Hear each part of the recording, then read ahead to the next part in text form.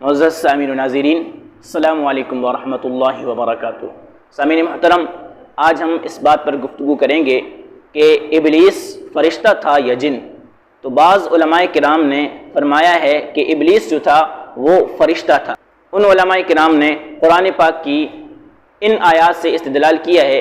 ایک جگہ اللہ رب العزت نے ارشاد فرمایا فسجدوا الا ابلیس، سب نے سجدہ کیا سوائے ابلیس کے۔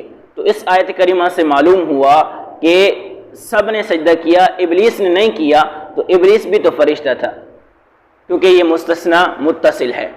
اور دوسری جگہ اللہ رب العزت نے ارشاد فرمایا فسجد الملائکۃ کلھم اجمعون الا ابلیس۔ یہاں پر اللہ تعالیٰ نے بطور تاکید فرمایا کہ فرشتوں میں سے سب نے سجدہ کیا، کوئی بھی نہیں رہا سوائے ابلیس کے۔ تو ابلیس رہ گیا، اس کا مطلب ابلیس بھی فرشتہ تھا۔ جبکہ جمہور علماء کرام فرماتے ہیں کہ ابلیس یعنی شیطان جو ہے وہ فرشتہ نہیں بلکہ جن ہے۔ انہوں نے قرآن پاک کی متعدد آیات کریمہ سے استدلال کیا۔ ایک جگہ اللہ رب العزت نے ارشاد فرمایا کان من الجن ففسق عن امر ربی، کہ ابلیس جو تھا وہ جنوں میں سے تھا اور اس نے اپنے رب کی نافرمانی کی۔ دوسری جگہ اللہ رب العزت نے ارشاد فرمایا افتتخذونہ وذریتہ اولیاء، کیا تم اس کو اور اس کی اولاد کو اپنا مددگار بناتے ہو؟ تو علماء کرام فرماتے ہیں کہ اللہ تعالیٰ خود فرما رہا ہے کہ ابلیس جنوں میں سے تھا، اور دوسری جگہ پر اللہ رب العزت فرماتا ہے کہ تم اس کو اور اس کی ذریت کو اپنا مددگار بناتے ہو۔ تو تناسل جو ہوتا ہے وہ فرشتوں کے اندر نہیں ہوتا بلکہ تناسل جنوں اور انسانوں کے اندر ہوتا ہے۔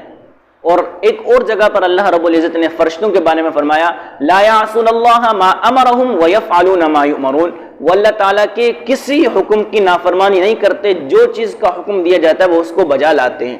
تو فرشتوں کی یہ صفت ہے کہ وہ اللہ تعالیٰ کے ہر حکم کی تعمیل کرتے ہیں، ہر حکم کو بجا لاتے ہیں، جبکہ شیطان نے اللہ تعالیٰ کے حکم ماننے سے انکار کیا۔ اس کا مطلب یہ ہے کہ شیطان جو تھا وہ فرشتہ نہیں تھا۔ تو جو علماء شیطان کو فرشتہ مانتے ہیں وہ پھر ان تین آیات کے اندر تعویل کرتے ہیں۔ وہ کہتے ہیں کہ شیطان جو تھا وہ فرشتہ تھا، اور فرشتوں کی ایک جماعت کا نام الجن ہے، شیطان ان میں سے تھا، اور ان کے اندر یہ چیز پائی جاتی ہے کہ وہ توالد و تناسخ بھی کرتے ہیں اور نافرمانی بھی کرتے ہیں، جس طرح ابلیس نے کی۔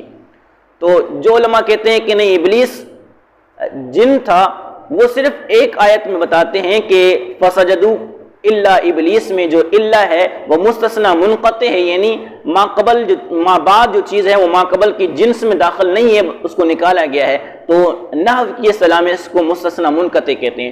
تو جمہور علماء کا موقف ہی درست ہے کہ ابلیس جو ہے وہ جن ہے، کیونکہ اس صورت میں صرف ایک آیت کی وضاحت کرنی پڑتی ہے، وہاں مستثنی متصل کو مستثنی منقطع ماننا پڑتا ہے۔ باقی کسی آیت میں کسی قسم کی کوئی تعویل و تبدیل نہیں کرنی، کوئی تعویل نہیں کرنی پڑتی۔